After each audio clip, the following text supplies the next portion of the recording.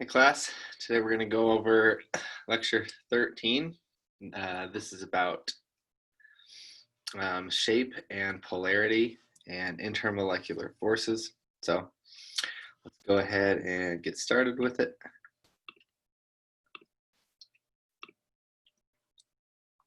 All right, so just a little question to think about here. Take this little quiz, go ahead and pause it. Okay, so if we react aluminum and bromine, what kind of compound do we expect to make, right? Hold the pen here. Okay, well, had to show the rules. So you maybe selected ionic. And we've talked about, in general, how just a metal and a non-metal together is an ionic compound. We're going to talk a little bit more about why that is there, why that rule works most of the time. And then we also know that non-metals and non-metals are covalent compounds. So we'll also talk about why that's true as well. And this all has to do with something called electronegativity, which we'll get to. Let's see. Okay. Yeah. So there are molecules made out of metal and non-metals. Okay. So we're going to talk about why that's going on. Okay. So here's three different looks at what molecules could be doing as far as electrons are going. So this divide here is dividing between covalent compounds and ionic, okay? So we talked about before how covalent is sharing electrons and ionic is transfer of electrons. Okay, now obviously there isn't just two options, right? You could have equally shared, so this is where you equally share your electrons. And then there's a whole spectrum in between totally equal and unequal, right? So you can have an unequal sharing of electrons. And then if you go even further, that's where you have the transfer, okay? So there really is a whole spectrum of these types of interactions that can happen between atoms. So something where you'd have an equally shared electron is like if you had oxygen, right, O2. These are the exact same atoms, so they're going to pull on the electrons the same amount. So you have an equal sharing of electrons between these two. And then another one you could look at is like HF, okay?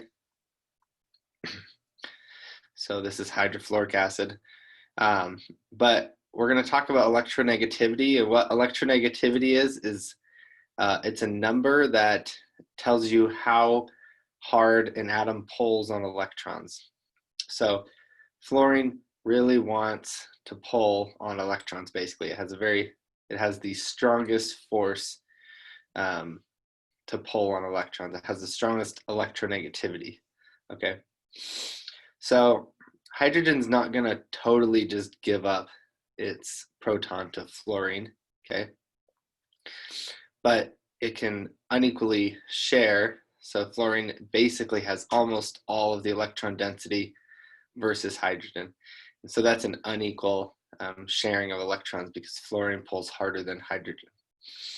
And then the other thing that can happen is just a total transfer. So if you have sodium versus chloride, chloride's going to pull really hard.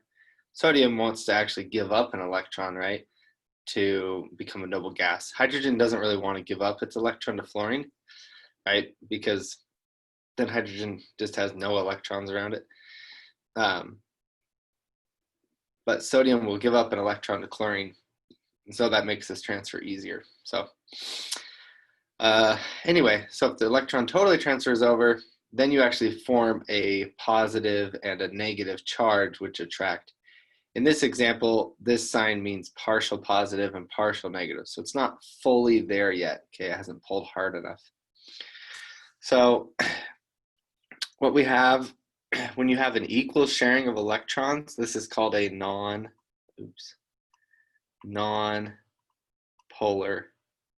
bond. When you have an unequal sharing of electrons, it's called a polar bond. And when you actually transfer it, you get the ionic bond. Okay, so within covalent, there's two types of covalent bonds. You have nonpolar, which is the equal sharing, and you have the unequal sharing, which is called polar covalent bonds. Okay. Okay, so again, the electronegativity value indicates the attraction of an atom for shared electrons. Large for nonmetals, so like the elements on the right side of the table, and then it's small for the metals, right? The metals don't really want electrons. They want to give them up to get a noble gas electron configuration. So here's the electronegativity values, and you've probably already noticed these are on your equation sheets for the exam, so you don't need to memorize these. So yeah, here we have the metals on the left side, and then we have the non-metals on the right side, okay? So you can see these values are like 1, less than 1, and then we have like 2, 3, and 4, okay, getting pretty high up there, right? Okay. All right, so we use these numbers to help us identify what bonds are covalent and which bonds are polar and which ones are nonpolar and which ones are ionic, right? We have those three options. So for nonpolar covalent bonds, right, it has an equal or almost equal, okay? So again, I said there's a spectrum, and so really we kind of just say if it's close enough, we're going to call it nonpolar, and we'll talk about the values right here. So if the electronegativity difference is between 0 and 0.4, then it's going to say it's close enough to being just sharing electrons pretty equally between the two. So if it's oxygen with oxygen, right, that difference between oxygen and oxygen is 0 because they're the same. So that is a nonpolar covalent bond like we talked about. But if you had like nitrogen and oxygen, right, that would be a difference of 0.5. So that's too much difference. Carbon and hydrogen, that bond is only 0.4 in a difference in electronegativity. So we would consider a carbon-hydrogen bond to be nonpolar, okay? All right, here's some other examples that you could look at. Okay, so polar covalent bonds, unequal sharing of electrons, right? We talked about this.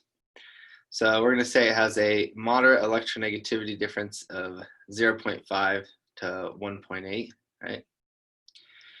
So if we looked at like carbon-oxygen bonds, the electronegativity difference between carbon and oxygen is 1.0. Between carbon and chlorine is 0.5, right?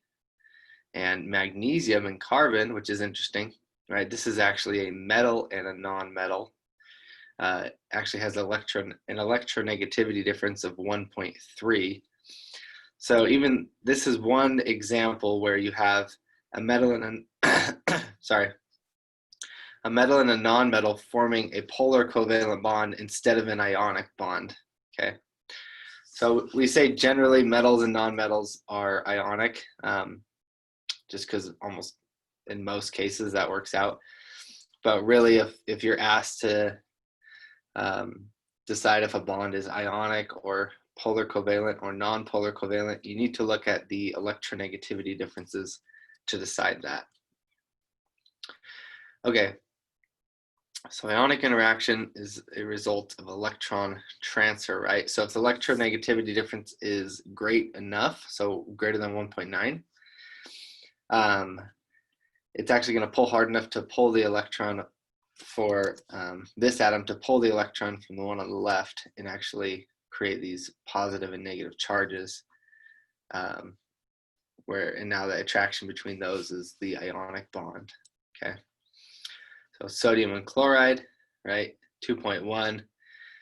We've seen that metal and non-metal, magnesium and oxygen, metal and non-metal, calcium and fluorine, metal and non-metal. Okay, so these large differences here are going to indicate an ionic bond, right? Okay. So just use those rules. So here's a good chart to kind of summarize it, right? So you have 0 to 0.4 is non-polar covalent. 0.4 to 1.8 is polar covalent, and then beyond that, we would consider it ionic. Don't worry too much about the thresholds. Sometimes people get really concerned that, what if you have something that's 0.37 or something like that, or 0.41, but I won't do any that are really close to the threshold. They'll be far enough away, so I don't think I'd do one that's 1.8 or 1.9. I'd probably do something that's maybe 2.1 or 1.7, something like that. Something far enough away so you can clearly tell that it's polar or ionic, because these are in this area. Honestly, it's probably a mixture of the two, right? There's a whole spectrum that we have here. We just kind of defined these barriers just for ease, basically. Okay, so those are understanding the difference between nonpolar, polar, and ionic bonds, okay? So remember that, because we're going to talk about nonpolar and polar molecules, and there's a difference between nonpolar and polar bonds and nonpolar and polar molecules, okay? All right, so let's go ahead and try some of these real quick. Pause the video and try it out. All right, coming back. So we just need to look at the difference in electronegativities between potassium and nitrogen. So nitrogen is 3.0, potassium 0.8, so that difference is 2.2, which is greater than 1.9, so it's going to be an ionic bond. Boron is 2.1, hydrogen's 2, 0.1 is the difference, and so that would be a nonpolar covalent bond. Beryllium and chlorine, the difference is 1.5, so it's a polar covalent bond. And lithium and I think that's iodine would be a difference of 1.5, which is a polar covalent bond as well. Okay. Alrighty, so again, here's some examples of metal, non-metal bonds that are actually polar covalent instead of ionic. Okay, so now we're going to talk about we're going to relate molecular shape, which is what we learned last time, and talk about polarity of bonds and how that helps us predict certain characteristics of molecules. Okay, so generally we do this demo in class. You take water and you take carbon tetrachloride and you mix them together and they don't mix, just like oil and water don't mix, basically. That's all that's happening. So the interesting part here is usually when things are similar, they will mix together, right? So two polar compounds are going to mix together. Water has a OH bonds, and those are polar. The electronegativity difference is 1.4.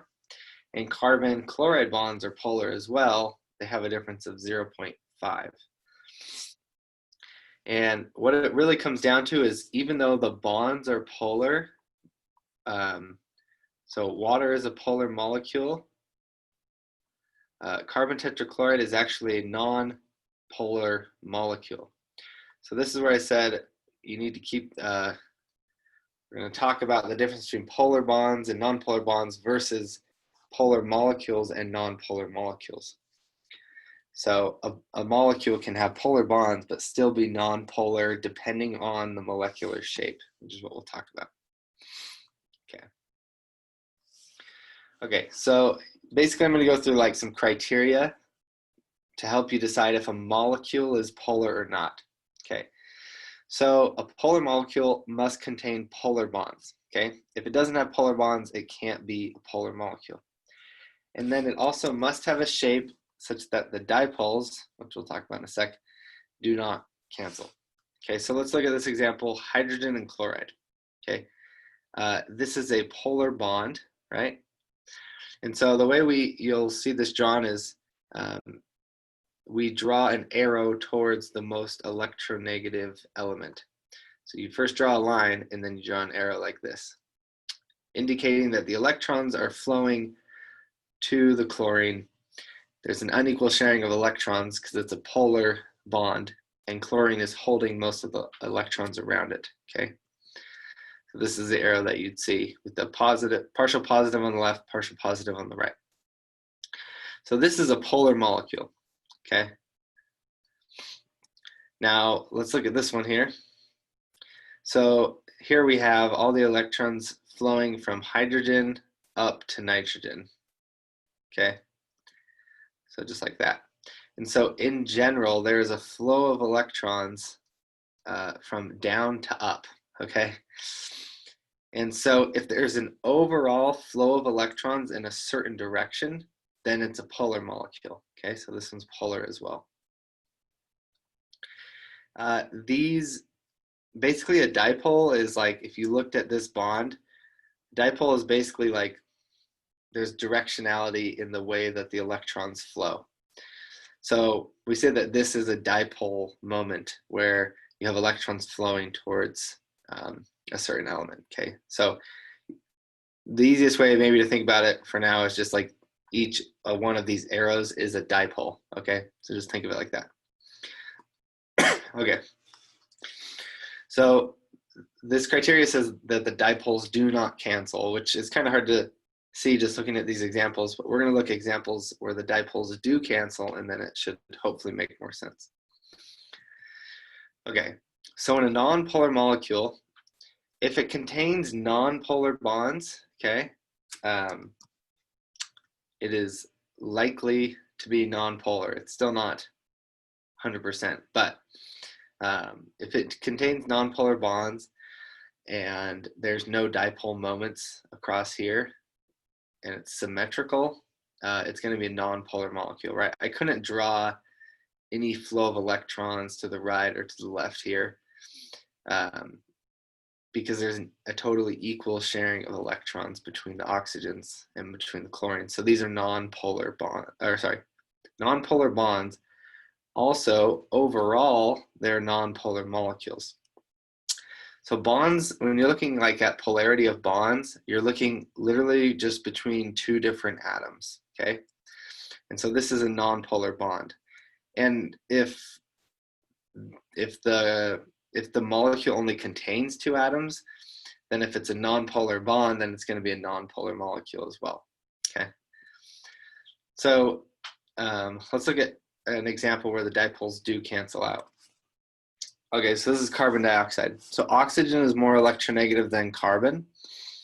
So electrons are going to flow from the carbon out to this oxygen and also from the carbon out to this oxygen, okay?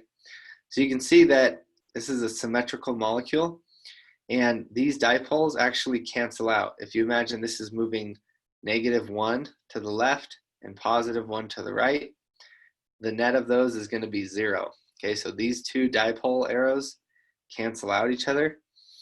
And so even though this carbon-oxygen bond is polar, right, the molecule in general, overall, is nonpolar, okay?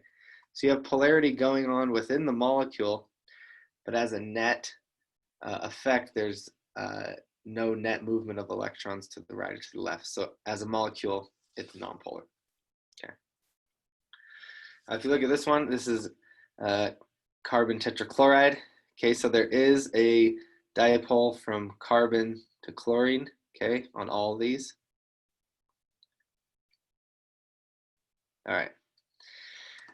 So it's harder to use this -1, +1 because this is actually a three-dimensional molecule now, right? This one is linear, so it's flat, so it's easy to do it on paper.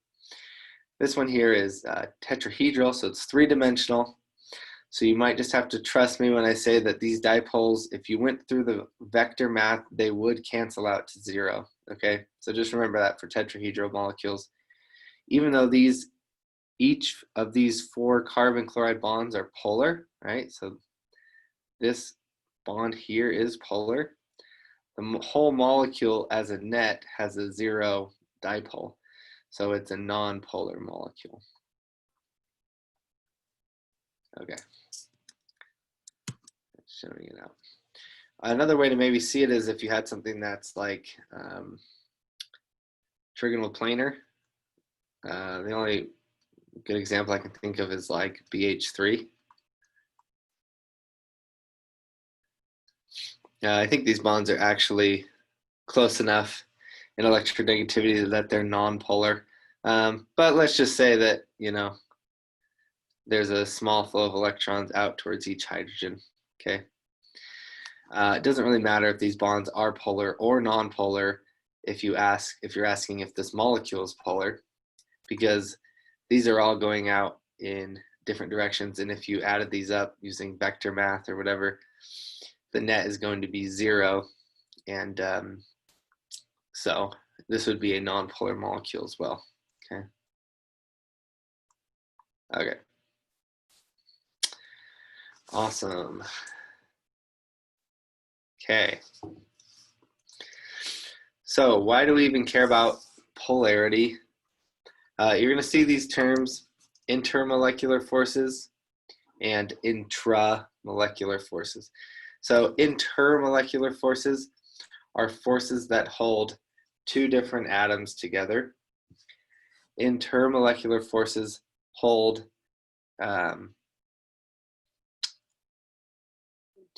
sorry, did I say two atoms? Intermolecular forces hold molecules together. Okay. So they're between two different molecules, are intermolecular forces. Intramolecular forces are between atoms, okay? So far we've talked about polar covalent bonds, non-polar covalent bonds, and ionic bonds. And so those forces that hold the bonds together, the two atoms together, those are intramolecular forces because they're holding two different atoms together.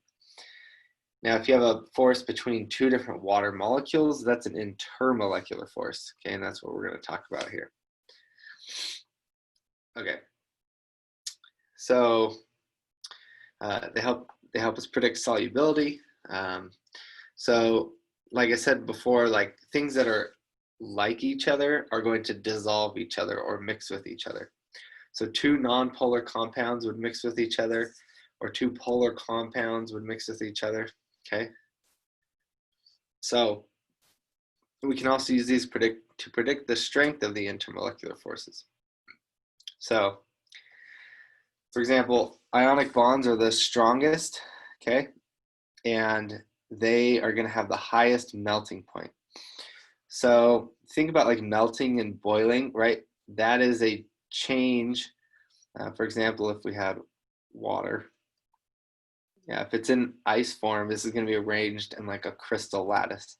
If it's in liquid form, we're breaking the bonds between the two water molecules and making them be more random, right? And then if you go to a gas, you're actually breaking the bonds between the waters even more so they can spread out. So the strength between the water molecules is going to determine how much energy is required to melt or boil that substance. So if we're looking at melting points here, things with higher melting points are going to have a stronger attraction between the molecules. Okay, so you can see that the highest melting points are with ionic bonds, hydrogen bonds are next, dipole-dipole interactions are next, and then dispersion forces are next, okay? So that, you can predict trades in melting points or boiling points, okay? And you can predict solid versus liquid versus gas, okay? And these are trends. We're not gonna be able to predict everything about a molecule by looking at it, but we can predict trends. So the first one we'll talk about is ionic compounds. Again, these are very strong attractive forces. So this right here might be one molecule, right? Let's say this is sodium chloride, and then this one might be another sodium chloride, and then this is another sodium chloride. So the intermolecular forces are the forces holding each sodium chloride to the sodium chloride next to it, right? They're holding the molecules together. And so these are ionic bonds, right, that are holding. The way it's arranged, basically, even though you have a sodium chloride here, you also have an ionic bond right next to it. So they're very strong and they have high melting points, okay? And they're generally solids at room temperature. Okay, the next one is with polar molecules. So the one we looked at for, this is when you have an ionic compound, you're going to have ionic interactions, okay? You have a polar compound, polar molecule, you're going to have dipole-dipole interactions. So these aren't as strong as ionic, they're moderately strong. Hold polar together, I don't really know what that means, sorry. Okay, they're typically liquids or solids, again, so just depends on a number of things, but they can be liquids, unlike ionic compounds, which are almost always solids at room temperature. And here we'll talk about hydrogen bonds in a sec. So dipole-dipole interactions. So you have these partial positive and partial negative charges on molecules, right? We talked about the unequal sharing of electrons causes these partial positive and partial negative charges. So then kind of like an ionic bond is held together, the partial negative on one molecule is going to be lined up with the partial positive on the other molecule. So again, this interaction between these two molecules is an intermolecular force. So if we're looking at the distinction here, the bond between Y and X is polar, right? That's a polar bond. And YX as a general molecule is a polar molecule. And because of that, we can predict that the interactions between Y and X molecules, since they're polar, are going to be dipole-dipole attractions, okay? Hydrogen bonds are really just dipole-dipole interactions. It happens when you have hydrogen bound to fluorine, oxygen, or nitrogen. Okay, so just remember those three. And it has to do with lone pairs and difference in electronegativity, but basically it's a very strong dipole-dipole interaction. So hydrogen bonds are stronger than other dipole-dipole interactions. And just remember that hydrogen bonds are hydrogen bound to F, O, or N, right? Fluorine, oxygen, or nitrogen. And for the same reason, basically, you can think about it as I talked about down here, okay? All right. Dispersion forces, okay? So then the third type of molecule we talked about were nonpolar molecules, right? So we covered ionic and polar. So now we have nonpolar molecules, and the intermolecular forces between nonpolar molecules are known as dispersion forces. These are very weak interactions, okay? They're caused by temporary dipoles that develop when electrons are not distributed equally. So if we look at XX bond, right, this is a nonpolar bond. So it's an equal sharing of electrons. So generally there is no net dipole, right? There's no side of the molecule that is partial positive and partial negative. So these shouldn't really stick together at all, right? There's nothing that would hold them together. But you can develop what are called temporary dipoles. So electrons are constantly in flux, right? They're constantly moving. So at some point in time, there may be a slight negative charge towards the right, which would make a slight positive charge towards the left. And when that comes in contact with another nonpolar molecule, it would cause a slight partial positive and a slight partial negative charge. And there would be a small, very small interaction between those two. And that's why these ones are so weak, right? Because they don't really have, I mean, I wrote partial positive, or the book has partial positive and partial negative here, which they do kind of develop, but I wouldn't draw them this big. I'd draw it like, I can't even draw with my pen. Tiny, tiny little partial positive and partial negatives that develop, which hold them together, okay?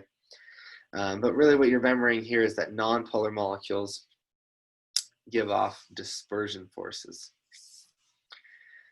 So remember this chart, and it should be pretty easy, I think, to remember. The more positive and negative characteristics, obviously the more it's going to hold together, so the stronger the bond. So ionic bonds have a full positive and negative charge. So the intermolecular forces holding them together are very strong. If we go to dipole-dipole interactions, they have a solid partial positive and solid partial negative charges. So they're going to be kind of here in the middle. And then dispersion forces basically have no partial positive and partial negative charges. They have a tiny bit. Since they only have a tiny bit, they're going to be weak. Okay. And then hydrogen bonds kind of fall between dipole-dipole and ionic because they're such polar bonds are leaning towards the ionic side of things. And again, there's a whole spectrum, right, between these, but these are the kind of the defining lines that we put in. Cool. All right, so go ahead and identify the main type of attractive force in each substance. So go ahead and pause this and try it out. All right, let's start with nitrogen trichloride. Okay, so if we draw this out, I don't know where to draw it. Let's see, let's go right here. Okay, if I drew the Lewis structure, I'd get something like this. Okay, so you can also see it. You can already see it's not really a symmetric molecule. Okay, but if we looked at the difference in electronegativity between nitrogen and chlorine, let me find it real quick. Hopefully this doesn't take too long. Okay, nitrogen and chlorine, the difference is, oh, they're the same, right? The difference is 0. All right, fly back to the end of this here. Oh, oops, sorry. Okay, so the difference is 0. So nitrogen and chlorine have non-polar bonds. And even though these are non-polar, you have a lone pair up here on the nitrogen, which makes this molecule asymmetric. Okay, so even if there's an equal sharing of electrons here, you're going to have an overall partial negative charge where these lone pairs are, okay, which would develop a partial positive charge, okay, on this side. So you have an unequal, you have a dipole going on, right? So that means that you're going to have a, you have nonpolar bonds. Overall, you have a polar molecule. And the attractive forces, or the intermolecular forces, in each substance are going to depend on the overall polarity of the molecule. So this is overall polar, so we would assume it's dipole-dipole. Okay. Water we've talked about is a is a polar molecule, right? The other unique thing about water is that it has a hydrogen bound to an oxygen, right? And we talked about the special kind of dipole where you have hydrogen bound to oxygen, nitrogen, or fluorine actually gives you a hydrogen bond in an intermolecular force. Okay, oops, sorry. We've done this one already in the PowerPoint. So you have carbon bound to four chlorines. These are non-polar bonds, or sorry, polar bonds, but overall you have a net